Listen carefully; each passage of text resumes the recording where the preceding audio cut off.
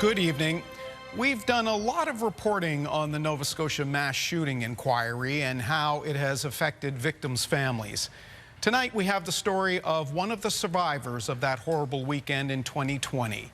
He hasn't received any support and remains haunted by what happened in his Portapique community. He told CTV's Heidi Petracek of his struggles 2 years on. We turned left, and Craig and Jamie's house was the next one. Leon Jodry's home is surrounded by terrible memories of the night his friends and neighbors just down the road were killed in Nova Scotia's mass shooting. Living here is a complete nightmare. All I see is my friends that died and fires and SWAT teams, and I don't even want to be here anymore. After the tragedy, Jodry spent 2 years living anywhere he could but here. But he had to return after unsuccessfully trying to sell his Portapique property, where the killer's common-law spouse ran to after hiding in the woods overnight, and Jodry called 911. I'm the lucky one. I survived. That was Jodry in 2020, a month after 22 people were murdered by Gabriel Wortman. His experience haunts him and has taken a toll. I was taking stuff out on people and social media, and then the police picked me up one night and took me to the hospital, and that's where I spent the next month. Jodry doesn't want to be here, but he's not sure what other choice he has left to manage most of this on his own. Well, they kind of forgot about me. I fell through the cracks of the mental health system, and it was about 4 months before they did any follow-up or checks with me. A number of them feel just forgotten about. One of the lawyers representing families and survivors says they still need long-term help that really isn't there. There are people who are survivors of the mass casualty event that are still having a hard time, that they're still not fully supported. It's as big or bigger a struggle today as it was back then. Tom Taggart was the municipal councillor for the Portapique area at the time of the tragedy.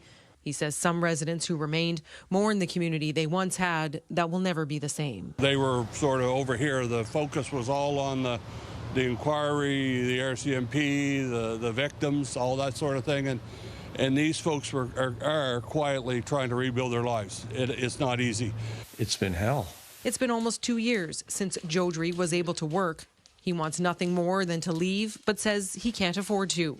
Yet staying means he won't escape the past. Heidi Petracek, CTV News, Portapique, Nova Scotia. Heidi joins us now in the Halifax studio. You really have to feel for Leon Jodry, Heidi. You've kept in touch with him since that April 2 years ago. What does he make of the mass shooting inquiry? Well, it really has been a road of ups and downs for him and a difficult journey, as you saw. When it comes to the mass shooting inquiry, he did give them an interview to describe his experience. He did attend one of the sessions in Truro, but really for him, it's been difficult to listen to the evidence, to hear about the Mass Casualty Commission, and he's really not sure at all if it's going to result in any of the answers he and others have been looking for. Okay. The inquiry, we know, is in its final stages. We're expecting it to release, what, more documents tomorrow? Indeed.